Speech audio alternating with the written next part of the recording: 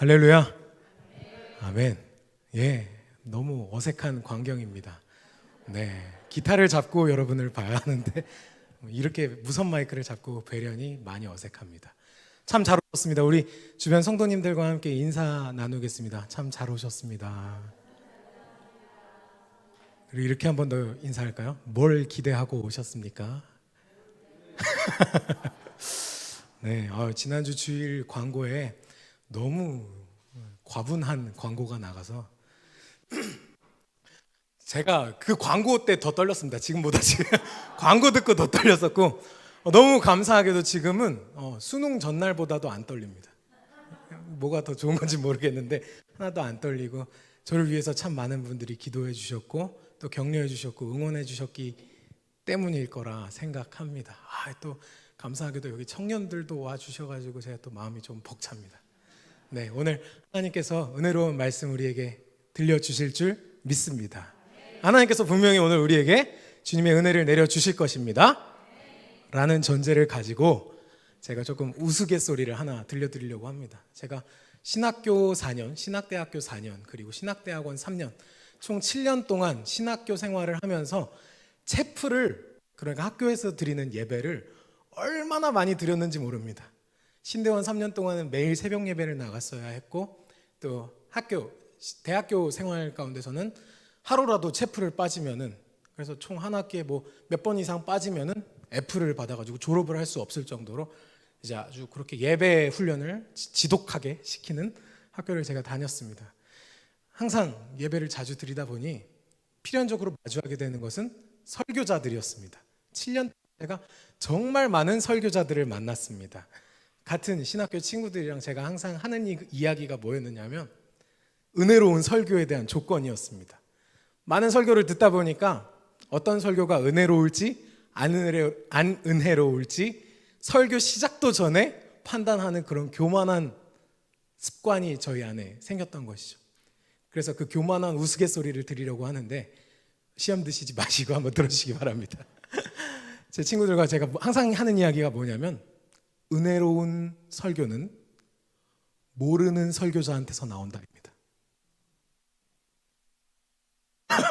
네, 우스갯소리인데 안 웃으셔서 제가 한 번 더 말씀드리면, 네, 개인적으로 그러니까 예배를 드리는 신학생이나 뭐 예배자가 개인적으로 잘 모르는 목사가 설교할 때 그 설교가 은혜로울 확률이 더 높다는 겁니다. 이 말이 이해가 되시나요? 내가 저 앞에 마이크를 잡고 하나님 말씀입니다, 요한복음 이러면서 말씀하시는 목사나 전도사님이나 목회자를 바라볼 때 저 사람이 어떤 설교를 할지는 모르겠으나 내가 저 사람을 평소에 잘 알고 저 사람이 평소에 어떻게 사는지를 잘 안다면 그 설교는 은혜 받기 어려울 확률이 높다는 거죠. 반면 내가 저분을 처음 보고 저분에 대한 정보가 전무하고 저분이 어느 교회에서 목회하는지 전혀 모른다면 그 설교는 은혜로울 확률이 높습니다. 왜냐하면 그냥 하나님 말씀만 들리거든요. 근데 그 설교자에 대한 정보가 있으면 말은 저렇게 하는데 저 사람이, 내가 우리 아빠한테 들었어. 또 신학생들 또 목사님 자녀들 많으니까 우리 아빠 친구야 저 사람 이러면서 참 이상한 소리도 많이 하곤 했었습니다. 네, 죄송합니다. 이거 다 농담입니다. 오늘 근데 제가 이제 하나님 말씀을 이렇게 부족하게 전하는데 만약 오늘 혹시 은혜를 받는 분이 여기 계시다면 놀라지 마십시오. 여러분이 아직 저를 잘 모르기 때문입니다. 네. 반면에 오늘 말씀을 듣고 황금 같은 금요일 밤에 VJ 특공대나 볼 걸 내가 이 자리에 나왔네, 그런 생각을 하셨다면 저를 조금 잘 아시기 때문에 그럴 수도 있겠습니다. 뭐라고요? 제가 오늘 말씀은 참 열심히 준비했는데 말씀은 참 준비를 잘 했는데 여러분 마음 가운데 어떤 마음으로 말씀을 받아들이는지가 더 중요할 것 같습니다. 사실 설교자는 중요하지 않습니다. 네, 하나님 말씀에 온전히 귀 기울이는 이 시간이 됐으면 좋겠습니다. 이어서 말씀을 드리자면 내가 누군가를 안다, 내가 무언가를 안다고 할 때 그 알에 대한 이야기를 조금 나누고 싶습니다. 우리가 한 사람을 알아간다는 건 상당히 복잡한 과정이죠. 맞습니까? 내가 누군가를 안다고 했을 때 되게 그거는 내가 얼마나 저 사람을 알아야 알까? 뭐라 그러죠? 10길 물속은 알아도 한 길 사람 속은 모른다고 그러고 또 알다고도 모르는 게 사람 마음이다, 사람 속이다, 그런 이야기 하지 않습니까? 근데 우리는 저도 모르게, 자기 자신도 모르게 남을 쉽게 판단하고 안다고 생각할 때가 참 많은 것 같습니다. 다른 사람이 아니라 제가 그렇습니다. 제가 어떤 사람을 안다고 할 때 그냥 나 그 사람 알아 라고 한 다음에 제가 떠올리는 생각들은 대부분 생각했을 때 제가 기존에 그 사람에 대해 갖고 있었던 편견이나 고정관념이나 혹은 그 사람과 오랜 관계를 맺지도 않아 놓고는 그저 속단한, 빠르게 판단해버린 정보에 입각한 그냥 그런 판단일 뿐입니다. 전혀 근거도 없고 신뢰할 만한 정보도 아니죠.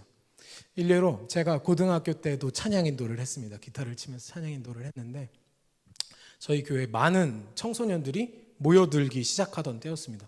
그래서 정말 많은 친구들이 들어오기 시작했고 막 찬양팀도 열심히 찬양하면서 한창 신나 있었습니다. 그래서 제 동생들은 아직도 우리 철중이 형은 최고로 멋있었던 시절이 고등학교 2학년 때라고 할 정도로 고등학교 2학년 때 제가 찬양 인도를 하면서 참 남들한테 멋있다 소리도 듣고 참 행복하게 교회 생활을 했던 것 같습니다. 근데 어느 날 새로운 새신자 무리가 왔습니다. 무리들이 몰려서 왔습니다. 근데 그분들이 중학교 3학년 여자분들이셨는데 저는 분명히 고등학교 2학년이었는데 아주 교복을 멋지게 입고 오신 거예요. 딱 달라붙게. 그리고 아주 이렇게 멋있게 입고 오신 거예요. 그리고 그 무리 중에 한 분은 한 4-5분이었는데 그 무리 중에 한 분은 샛노란색으로 머리를 염색한 상태였습니다. 교복을 입고 샛노란 머리를 하고 온 거예요. 물론 방학이긴 했습니다만 그렇게 교회를 온 거죠.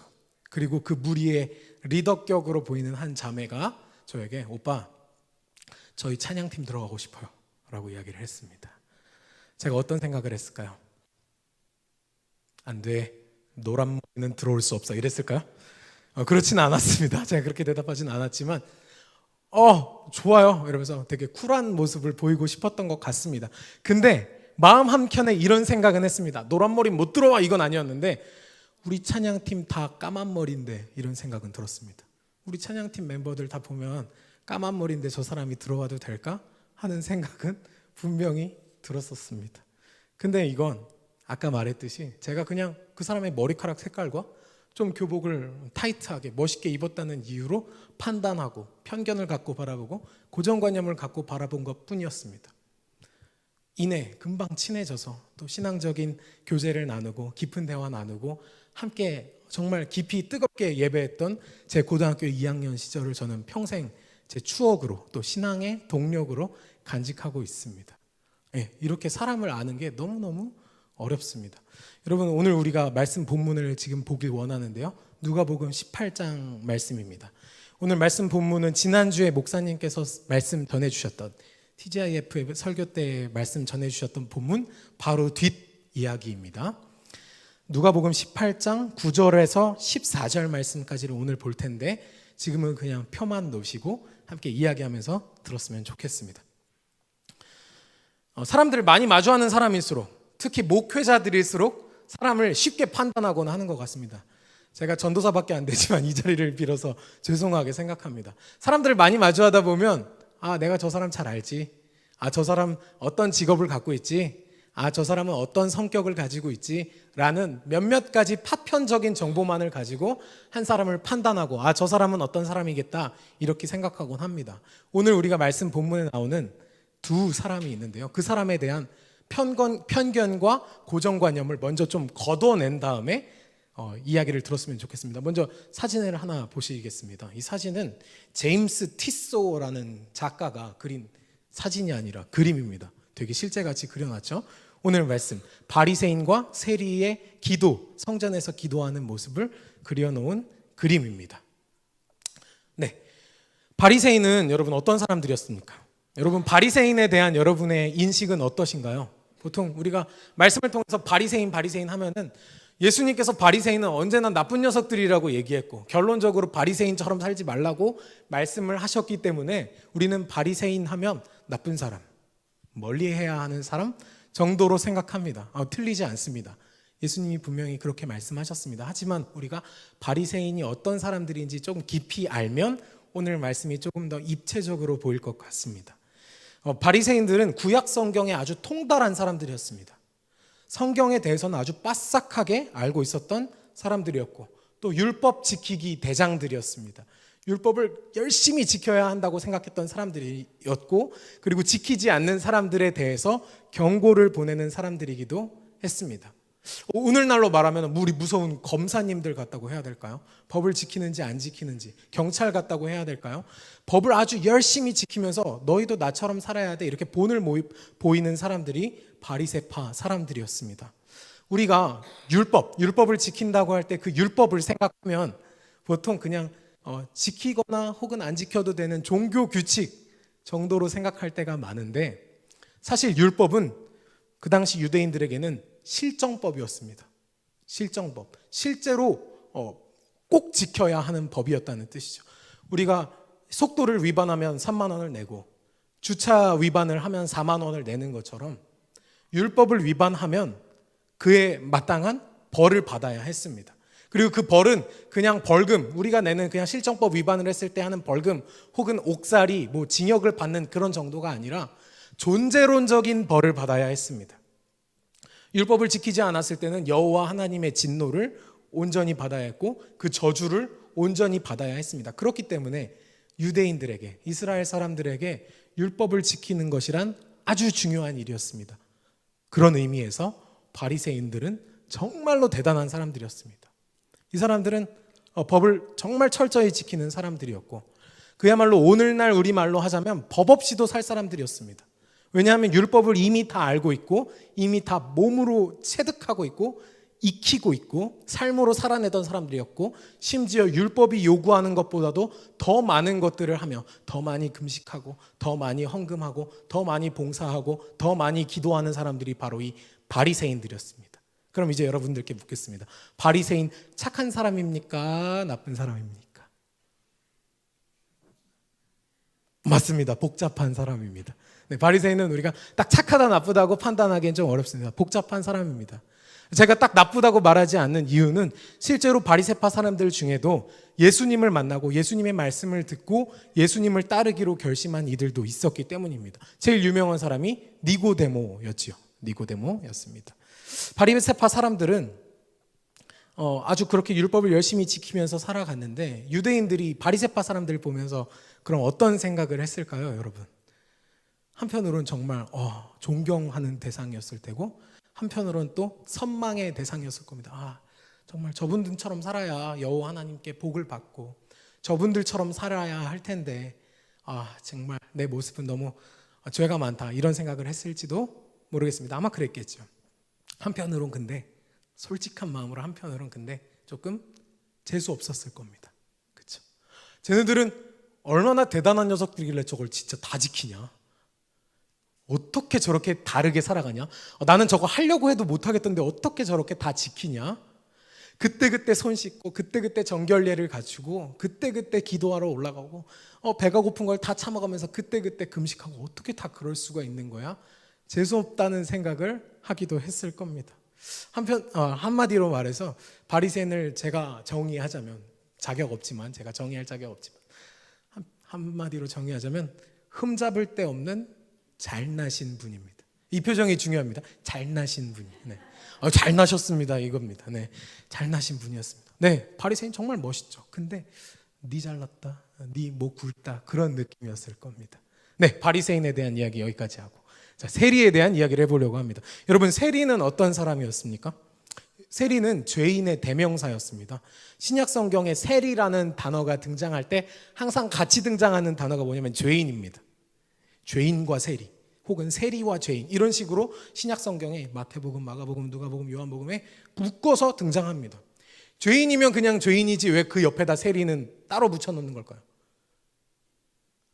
이건 약간 조금 더 아주 특별하게 나쁜 놈들이었기 때문이었습니다. 네. 보통 우리가 세리에 대한 설교를 들을 때 항상 자주 듣는 이야기가 일제강점기 시대의 친일파들에 대한 이야기를 들어보셨을 겁니다. 들어보셨나요? 네. 일제강점기의 친일파들이 우리 민족들을 어떻게 했습니까? 우리 민족들의 것들을 수탈해가지고 일본에 갖다 바쳤죠. 이 세리들이 하는 일이 그것이었습니다. 유대인들로부터 세금을 걷어서 로마 제국에 바치는 일을 했습니다. 그러면 우리가 이렇게 생각하기 쉽죠. 그냥 세금 징수하는 그런 공무원 아니냐? 네. 거기서 더 나아가서 더 나쁜 놈들이었는데 어떻게 더 구체적으로 나쁜 친구들이었냐면 필요 이상으로 더 걷어갔습니다. 네. 그 세금법이 아주 복잡했기 때문에 유대인들은 알 수가 없었으니까 필요 이상으로 가져가서 부당한 이득을 취해서 그 부당한 이득으로 자기 배를 불리는 이들이었습니다. 착복한다고 그러죠. 자기 배를 불리는 이들이었습니다. 여러분, 세리 중에 가장 유명한 세리가 한 명 있죠. 여기 누가복음 바로 다음 장에 등장하는 삭개오입니다. 삭개오. 이 삭개오의 고백을 볼 때 이 착복한 장면이 등장하는데요. 누가복음 19장 8절 말씀 다 같이 뒷부분 읽어보겠습니다. 18장 9절이라고 나왔네요. 19장 8절입니다. 읽어보겠습니다. 시작. 또 자기를 의롭다고 믿고 잠시만요. 네네네 아닙니다. 누가복음 19장 8절입니다. 기록하지 않으셨나요? 네, 괜찮습니다. 제가 읽어드리겠습니다. 만일 누구의 것을 속여 빼앗은 일이 있으면 내 갑절이나 갚겠나이다. 내가 삭개오가 지금 예수님께 말하고 있는 장면이거든요. 내가 누구한테 만약에 속여서 뺏은 게 있으면 네 배로 갚겠습니다라고 얘기를 한 겁니다. 삭개오가, 세리가. 세리는 이렇게 남들을 속여서 돈을 취해서 자기 배를 불리는 사람들이었습니다. 다시 말해서 세리는 민족의 배반자였고 같은 민족을 속여서 자신의 배를 불리는 이들이었고 정말 나쁜 사람이었습니다. 이 세리가 착한 사람입니까? 나쁜 사람입니까? 이렇게 물을 것도 없습니다. 그냥 나쁜 사람이었습니다. 세리는. 자, 이제 바리새파 사람과 바리새인과 세리에 대한 우리 편견과 고정관념을 이제 좀 걷어냈으니까 본문으로 들어가 보도록 하겠습니다. 이제 아까 그거 틀어주시면 됩니다. 9절 말씀 다 같이 읽어보겠습니다. 시작. 또 자기를 의롭다고 믿고 다른 사람을 멸시하는 자들에게 이 비유로 말씀하시되. 그렇습니다. 오늘 이야기는 분명히 비유입니다. 비유. 근데 되게 있을 법한 이야기였던 것 같습니다. 그 이야기를 듣고 있었던 제자들과 사람들이 되게 깊이 공감을 하고 있는 느낌이 들기 때문입니다. 말씀을 전체적으로 읽어보시면 그 느낌을 아마 우리 성도님들도 받으실 수 있을 겁니다. 오늘 이 말씀을 기록한 누가복음을 기록한 누가는 그리고 이 말씀이 누구를 향해서 기록된 건지 예수님께서 이 얘기를 누구한테 하고 있는 건지 분명히 기록하고 있는데요. 누구죠? 18장 9절에 누구를 향한 말씀이었습니까? 자기를 의롭다고 믿고 다른 사람을 멸시하는 자들이었습니다. 예수님이 지금 다른 사람을 멸시하는 자들, 자기를 의롭다고 생각하는 자들에게 이 이야기를 하고 있는 겁니다.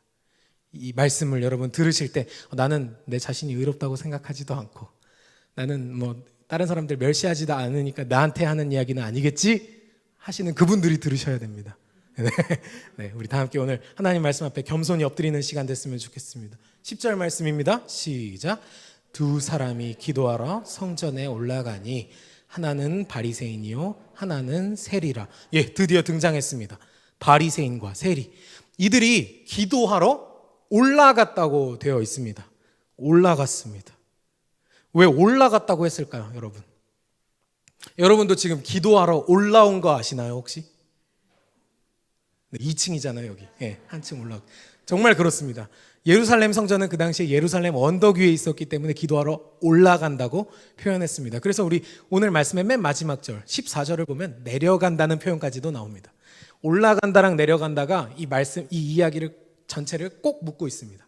어떤 사람들이 올라갔고 어떤 사람들이 내려가는데 어떤 사람들이 어떤 마음으로 올라갔고 어떤 사람들이 어떤 마음으로 내려오는지를 오늘 우리가 보는 게 아주 중요할 것 같습니다. 아까도 말했듯이 언덕 위에 있었습니다. 올라갔습니다. 여러분들 이 언덕으로 올라간다는 표현이 어떤 이미지를 여러분들에게 느끼게 하시나요? 예루살렘 성전은 왜 언덕 위에 지어졌을까요? 아무래도 하나님께 조금 더 가까이 나아간다는 이미지를 좀 상징하기 때문일 겁니다. 이 바리새인과 세리가 지금 언덕을 오르는 장면은 하나님께 나아가는 장면입니다. 단지 그냥 기도하러 성전에 가는 거일 수도 있겠지만 기도 사실 꼭 성전에서 할 필요 없었습니다. 하지만 성전으로 하나님께 조금 더 가까이 나아간다는 그 마음으로 성전으로 올라가고 있습니다. 보통 이런 타임에서 우리 담임 목사님은 혹시 펜을 가지신 분이 계시다면 올라간다에 동그라미 쳐보라고 하실 텐데 저는 항상 그때마다 주변에 제 펜이 없더라고요. 그래서 괜히 펜 찾는 척만 하는 거죠. 주변에 펜도 없는데.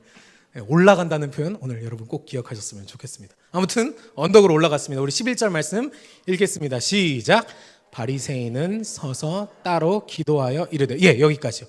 신약 성경에 기록된 헬란 말을 여기 있는 말을 그대로 제가 좀 바꿔볼게요. 왜냐하면 바리새인이 서서 따로 기도하였다고 하는 표현이 좀 특이하기 때문인데요. 이렇게 바꿨습니다. 다 같이 한번 읽어보겠습니까? 읽어주시겠습니까? 시작. 바리새파 사람이 자기 자신을 향하여 서서 기도하였다. 네. 따로 서서 기도했다는 표현이 헬란 말, 이 신약 성경 기록된 헬란 말, 그리스어 말 그대로 표현해 보자면 이런 겁니다. 바리새인이 자기 자신을 향하여 서서 기도했다. 이 표현이 조금 이상하죠. 자기 자신을 향하여 섰다는 게 무슨 뜻일까? 거울 앞에 섰다는 뜻일까? 아니면 자기 자신에게만 집중했다는 뜻일까? 이 말이 좀 특이한데 그 다음 구절들을 쭉 읽어보면 그 이야기가 조금 더 이해가 됩니다. 읽어보겠습니다. 하나님이여, 시작. 하나님이여, 나는 다른 사람들 곧 토색, 불의, 간음을 하는 자들과 같이 아니하고 이 세리와도 같이 아니함을 감사하나이다. 여러분, 토색이란 단어 아시나요? 토색이 무슨 뜻이죠? 우리 권사님들은 아실지 모르겠습니다. 토색, 아마 젊은 또래에게는 아주 어색한 단어일 겁니다. 심지어 저도 토색이라는 단어가 너무 낯선 단어였습니다. 그래서 사전에 찾아보니까 남의 것을 강탈하는 것을 토색이라고 한다고 하더라고요.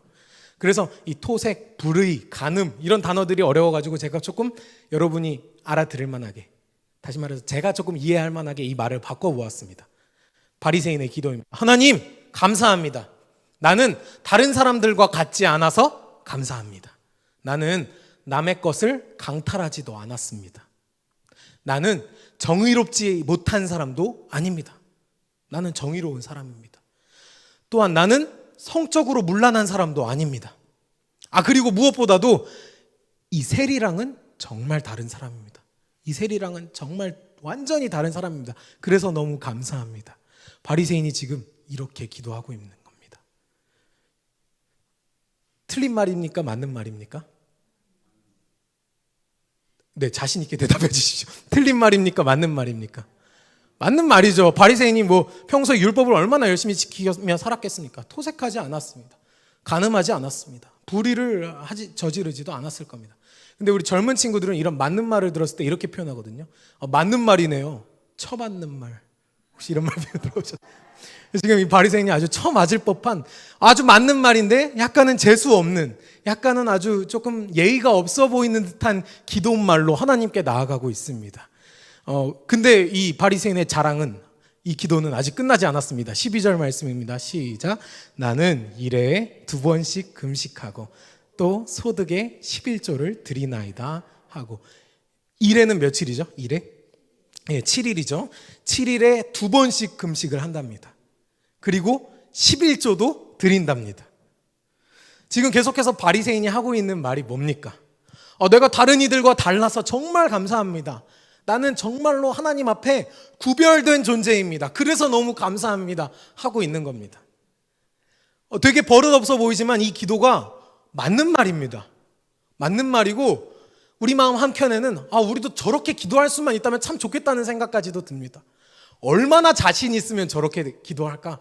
물론 조금 재수가 없고 네 가지가 없어 보이는 그런 기도긴 한데 그래, 맞는 말이야. 정말 얼마나 떳떳하면 그러겠어. 심지어 이 바리새인의 기도는 원래 시편에 기록되어 있는 기도를 따와서 한 기도였습니다. 바리새인이 그냥 스스로 창작해낸 기도가 아닙니다. 시편 26편 1절 말씀입니다. 시작. 내가 나의 완전함에 행하여 싸우며 흔들리지 아니하고 여호와를 의지하여 싸우니 여호와여 나를 판단하소서. 2절 말씀도 바로 읽어볼까요? 시작. 여호와여 나를 살피시고 시험하사 내 뜻과 내 양심을 단련하소서. 이게 지금 다윗이 하는 기도거든요. 시편 26편에 보면 다윗의 시가 기록되어 있습니다. 다윗이 지금 이렇게 기록합니다. 내가 하나님 앞에 얼마나 완전하게 행했습니까? 내가 얼마나 정말 하나님 말씀을 잘 들었습니까? 라고 기도하고 있는 겁니다. 여기까지만 봤을 때 바리새인의 기도가 이 다윗의 기도랑 아주 비슷한 형태를 띠고 있다고 느껴지긴 합니다. 그런데 바리새인이 그 다윗의 기도를 조금 차용해 왔을지는 몰라도 다윗의 참된 마음은 헤아리지 못했던 것 같습니다. 우리 26편 1절 말씀 다시 한번 띄워주시겠습니까? 처음부터 다시 한번 읽어보겠습니다. 시작. 내가 나의 완전함에 행하여 싸우며 흔들리지 아니하고 여호와를 의지하여 싸우니 여호와여 나를 판단하소서. 우리 맨 마지막 세 문단만 세 어절만 다시 읽어보겠습니다. 1절 말씀 1절 말씀입니다. 여호와여 나를 판단하소서. 한 번 더 읽겠습니다. 시작. 여호와여 나를 판단하소서.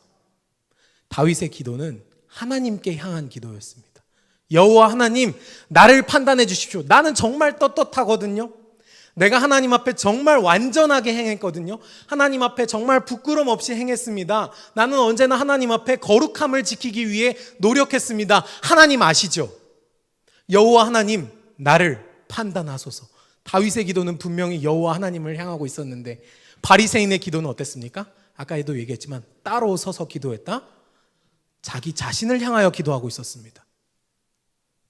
하나님이여, 이렇게 부르짖었습니다. 분명히 기도할 때 보면 하나님이여 라고 부르짖어 놓고는 11절 말씀을 아까 한번 띄워주십시오. 11절 말씀에 하나님이여 해놓고 뒤에 얘기를 해놓는 거는 나는 다른 사람들 곧 토색, 불의, 간음을 하는 자들과 같지 아니하고, 여기 헬라말을 그대로 표현하자 보면 다시 한번 앞에 띄워주시겠습니까? 하나님이여 나는 토색하지도 않습니다.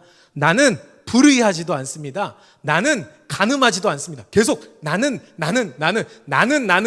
5번 등장합니다.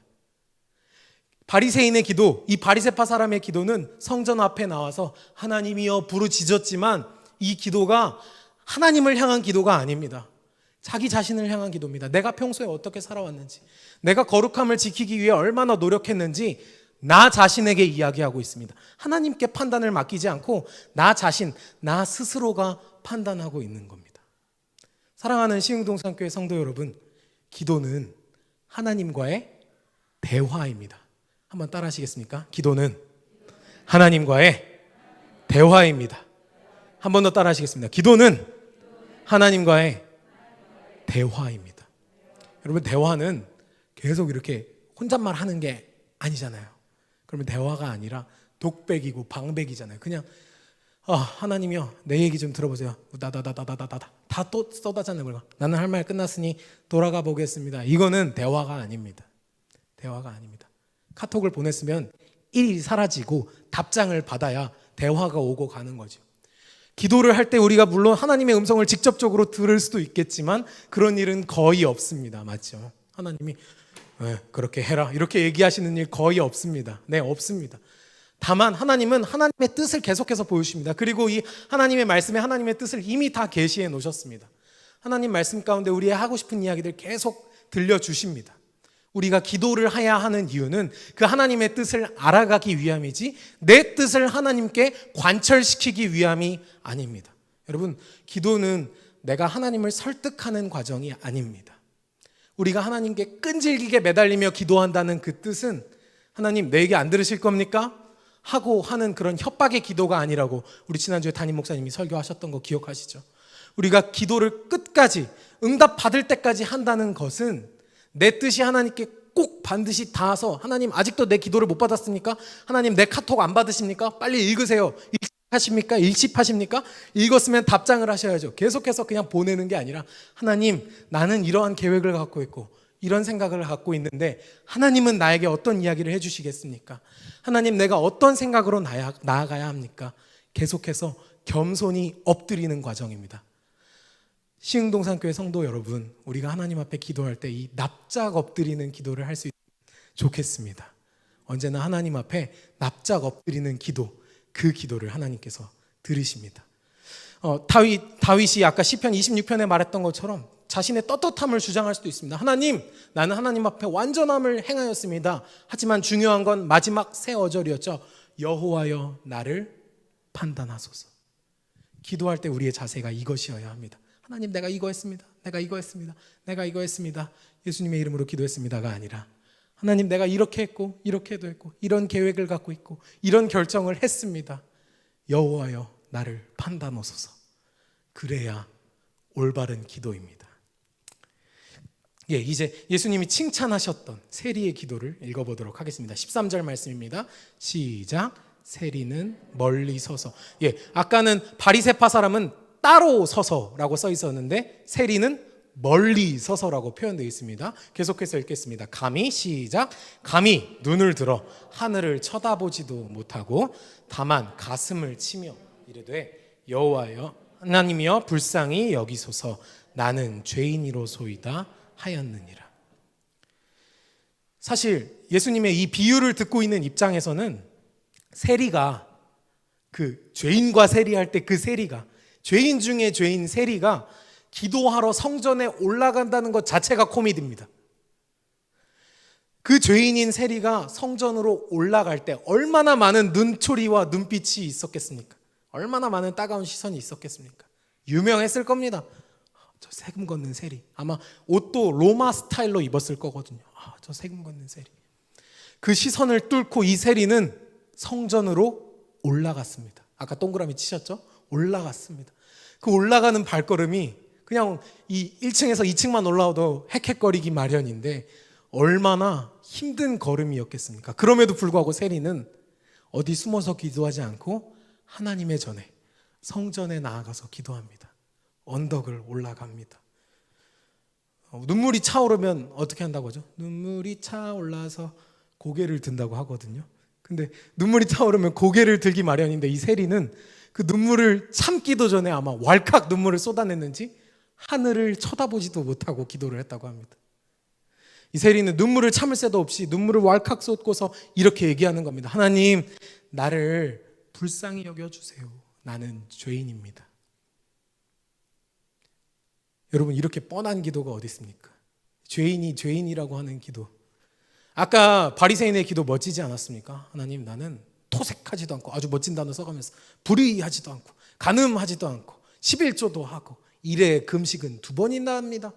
하나님한테 그렇게 말하는데 죄인이 할 수 있는 기도는 그냥 하나님 2마디밖에 없습니다. 나를 불쌍히 여겨주세요. 2번째는 나는 죄인입니다. 아마 그 기도말을 들은 옆에 사람들은 왜 저렇게 뻔한 소리를 하고 있는 거야.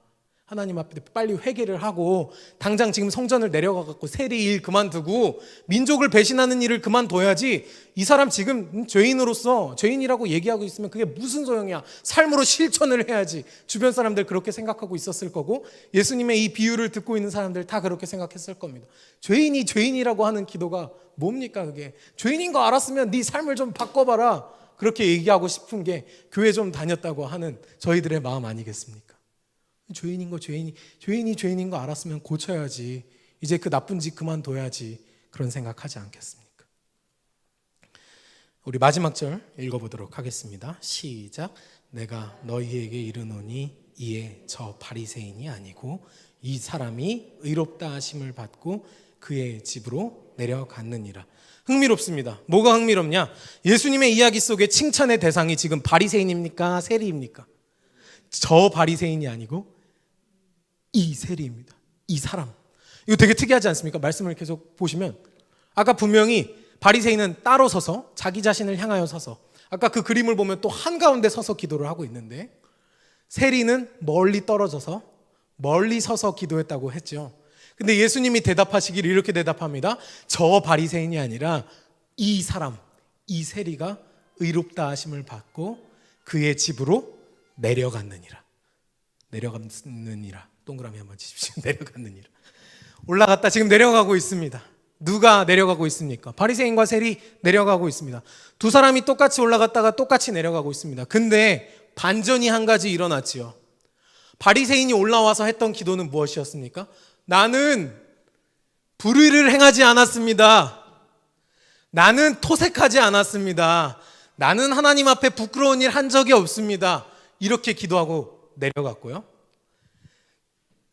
이 세리는 올라와서 하나님 나는 죄인입니다. 그 한마디 하고 내려갔습니다. 근데 의롭다 하심을 받은 자는 세리입니다.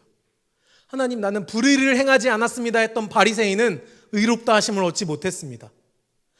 하나님 나는 죄인입니다 라고 얘기했던 오히려 이 세리가 의롭다 하심을 얻었습니다. 이해가 되십니까 여러분? 하나님이 지금 의인의 기도가 아닌 죄인의 기도를 듣고 계신 겁니다.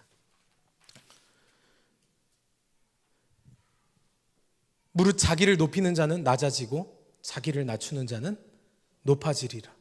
오늘 말씀 맨 마지막 문장입니다. 다시 한번 읽어볼까요? 시작. 무릇 자기를 높이는 자는 낮아지고 자기를 낮추는 자는 높아지리라 하시니라. 예, 지금 예수님께서 말씀하시고 있는 겁니다. 하나님께서 들으시는 기도, 여호와 하나님께서 들으시는 기도는 의인의 기도가 아니라 죄인의 기도입니다. 오늘 말씀 제목 죄인의 기도입니다. 하나님은 자기를 높이는 자를 낮추시고 자기를 낮추시는 자를 높입니다. 낮추는 자를 높이십니다. 하나님은 바리새인의 기도가 아니라 세리의 기도를 들으셨습니다. 다시 말해서 하나님은 의인의 기도, 의로운 사람의 기도가 아니라 죄 많은 사람의 기도를 들어주셨습니다. 되게 어색하지 않습니까? 하나님께서 듣지 않으셨습니다. 이 의인의 기도는. 하나님께서 어떤 기도를 안 듣는다고 했을 때 우리가 어색함을 느낄 수 있는데 우리 이 말씀을 읽으면 그 어색함이 조금 해소가 됩니다. 로마서 3장 9절에서 10절 말씀입니다. 읽겠습니다. 시작.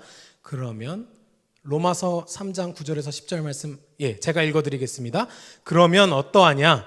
우리는 나으냐? 결코 아니라 유대인이나 헬라인이나 다 죄 아래에 있다고 우리가 이미 선언하였느니라. 여기가 중요합니다. 10절 말씀입니다. 기록된 바 의인은 없나니 하나도 없으며. 할렐루야.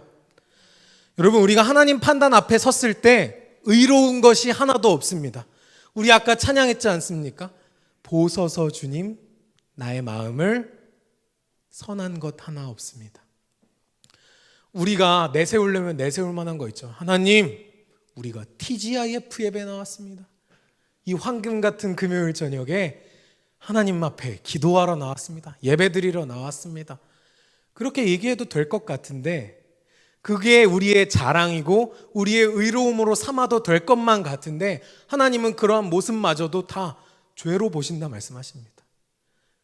왜냐하면 여호와께서 판단하시기 때문입니다. 여호와여 나를 판단하소서. 다윗이 자신의 떳떳함과 자신의 나음을 이야기했던 것은 여호와의 판단함, 여호와께서 판단하심 아래에 있었기 때문이지, 여기 나오는 바리새인처럼 자기 자신이 스스로를 판단해가지고 나는 어떠한 사람입니다 이야기하는 것은 전혀 효과도 없고 의미도 없는 것이라는 것을 여러분 기억하셨으면 좋겠습니다. 여러분, 하나님의 판단 앞에 의는 하나도 없습니다. 설교 서두에 얘기했던 것처럼 누군가를 아는 것은 정말 어렵습니다. 편견과 고정관념 때문에 어렵습니다. 그런데 여러분, 자기 자신을 아는 것도 이 편견과 고정관념이 작용한다는 것을 기억하십시오. 여러분은 여러분을 잘 안다고 생각하십니까? 여러분을 누가 가장 잘 알고 계십니까? 우리는 기계적으로 하나님이십니다 대답할 겁니다. 근데 정말 그렇습니다. 우리를 가장 잘 아시는 분은 하나님이십니다. 이 말이 여러분에게 위로가 되었으면 좋겠습니다. 어떤 분에게 하나님이 다 아십니다 하면 어떤 사람은 뜨끔할 겁니다. 하나님이 다 아시지. 맞아, 하나님 다 아시는데. 어떤 사람한테 근데 하나님이 다 아십니다 하면 여기 나왔던 세리처럼 그냥 눈물을 왈칵 쏟을 겁니다. 그래, 하나님이 다 아시지. 내가 죄인인 걸 아시지. 내가 얼마나 추악하고 흉악한 죄인인 걸 하나님께서 다 잘 아시지. 여러분, 우리의 기도가 이 두 번째 사람의 기도였으면 좋겠습니다. 다시 말해서 죄인의 기도였으면 좋겠습니다. 하지만 우리는 여전히 바리새인처럼 자꾸 기도하게 됩니다. 내가 뭘 했는지 떠올리게 되고 생각하게 되고 내가 남들보다 뭐가 나은지 자꾸 재고 비교하게 됩니다. 하지만 우리가 죄인인 것을 우리는 계속해서 잊겠지만 다시 한번 십자가 앞에 엎드림으로 우리가 죄인인 것을 기억해야 합니다. 여호와 하나님께서 판단하십니다. 우리가 의인인가 죄인인가를 판단하시는 것이 아니라 우리가 죄인이지만 십자가를 붙들므로써 의인으로 바라보시겠다고 판단하십니다. 우리는 오직 그 사실만을 붙들어야 합니다. 여러분, 아까 바리새인이 기도할 때 이렇게 얘기했습니다. 하나님이여, 내가 이렇게 하는 걸 감사하나이다. 이건 분명히 감사의 기도였습니다. 하지만 감사의 기도의 형식을 띠고 있지만 이 기도는 교만한 기도였고 의롭지 못한 기도였습니다. 오히려 하나님 앞에 그저 엎드림으로써, 납작 엎드림으로써 하나님 나를 불쌍히 여겨 주시옵소서, 나는 죄인입니다 라고 엎드리는 기도가 오히려 감사의 기도입니다. 왜냐하면 그 납작 엎드리고 내가 죄인임을 고백하는 기도는 예수님의 십자가를 붙드는 기도이기 때문입니다. 할렐루야. 우리가 예수님의 십자가를 붙들므로써, 예수님께서 이 땅에 오신 것을 감사함으로써 하나님께 나아갈 때 그 기도는 의인의 기도가 아니라 죄인의 기도일 것입니다. 사랑하는 시흥동산교회 성도 여러분, 그리고 온라인으로 함께 하시는 모든 성도 여러분, 기억하십시오. 우리는 의인의 기도가 아니라 죄인의 기도로 하나님 앞에 나아가야 합니다. 오늘 세리의 기도를 기억했으면 좋겠습니다. 하나님이여 나를 불쌍히 여기소서, 나는 죄인이로소이다. 하나님이여 나를 불쌍히 여기소서, 나는 죄인이로소이다. 하나님이여 나를 불쌍히 여기소서, 나는 죄인이로소이다. 죄인의 기도를 들으시는 우리 하나님을 찬양합니다. 우리는 철저히 우리 안에 죄를 발견해야 합니다. 근데 그 나의 죄를 발견할 때 내가 나의 시선으로 나의 죄를 발견하면 안 됩니다. 여호와 하나님의 눈으로 발견해야 합니다.